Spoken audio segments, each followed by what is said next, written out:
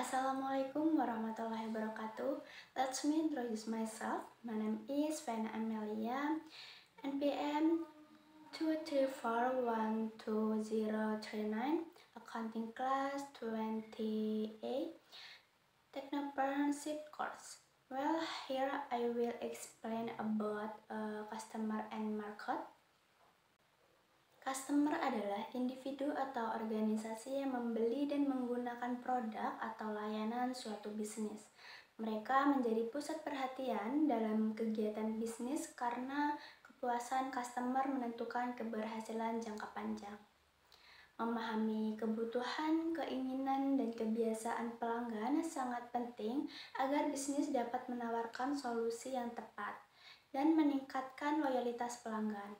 Market adalah sekelompok orang atau organisasi yang memiliki kebutuhan serupa dan berpotensi membeli produk atau layanan. Pasar mencakup calon pembeli yang menjadi target dari strategi bisnis. Dengan memahami karakteristik pasar seperti ukuran, tren, dan daya beli, perusahaan dapat menyusun strategi yang efektif untuk menjangkau pelanggan dan menangkan persaingan. Jenis-jenis pasar yaitu existing market, yaitu pasar yang sudah ada. Pasar ini sudah memiliki pemain dan pelanggan, tidak ada risiko permintaan pasar. Tantangannya yaitu yang pertama, bersaing dari sisi kualitas, keunikan, atau harga. Contohnya yaitu e-commerce seperti Amazon atau Tokopedia. Dan yang kedua yaitu new market, yaitu pasar baru.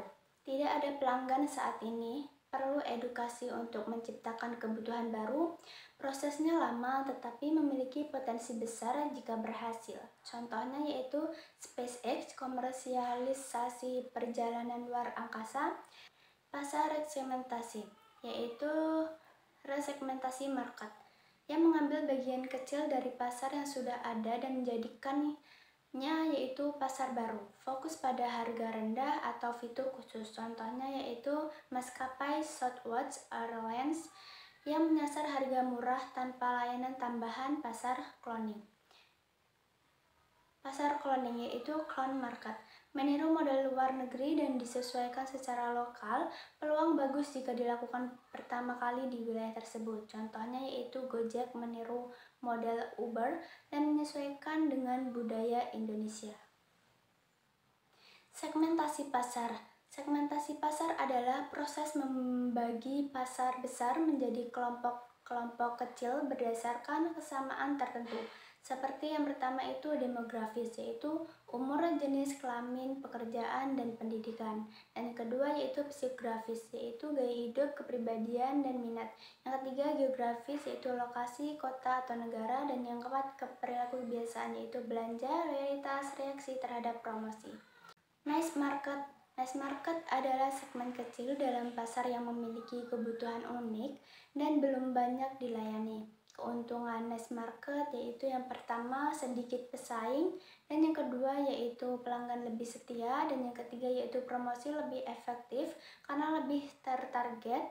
Contohnya yaitu Best Wrap, yaitu pembungkus makanan dari lilin lebah untuk konsumen peduli lingkungan. Market sizing, yaitu terdapat 3 istilah penting. Yang pertama itu TAM. TAM adalah Total Addressable Market, total permintaan pasar untuk produk Anda, yaitu SAM. Serviceable Available Market, yaitu bagian dari TAM yang dapat Anda jangkau dengan keterbatasan tertentu, yaitu yang ketiga SOM, yaitu Serviceable Obtainable Market, yaitu bagian dari SAM yang kemungkinan bisa Anda dapatkan secara realistis. Customer persona, yaitu persona pelanggan adalah representasi fiktif namun realistis dari pelanggan ideal Anda. Elemen persona yang pertama itu nama dan foto simbolik, umur, lokasi, pekerjaan keseharian, frustasi, motivasi, ketakutan apa yang membuat mereka tertarik membeli, kenapa penting. Persona membantu membuat iklan, konten, dan produk lebih relevan dan efektif. Product adoption curve. Terkait dengan persona, kita perlu fokus pada kelompok awal pembeli, yaitu inovator, suka mencoba hal baru, early adopter, yaitu terbuka pada inovasi meskipun belum sempurna, early majority and late majority, itu perlu pembuktian dan analisis sebelum beli. Layers sangat lambat atau menolak perubahan. Customer conversation, langkah-langkah untuk menggali kebutuhan pelanggan, yaitu yang pertama, set the stake, yaitu tanyakan masalah yang mereka alami.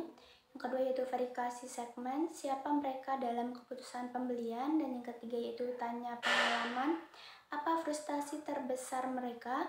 Yaitu yang selanjutnya itu kehidupan sehari-hari, bagaimana masalah itu muncul di aktivitas harian mereka. Dan selanjutnya itu peringkat masalah, seberapa besar keinginan mereka membayar untuk solusi. Dan tindak lanjut yaitu minta izin untuk lanjutkan kontak, tawarkan uji coba atau kenalan lain. Well, thank you, I need. Wassalamualaikum warahmatullahi wabarakatuh.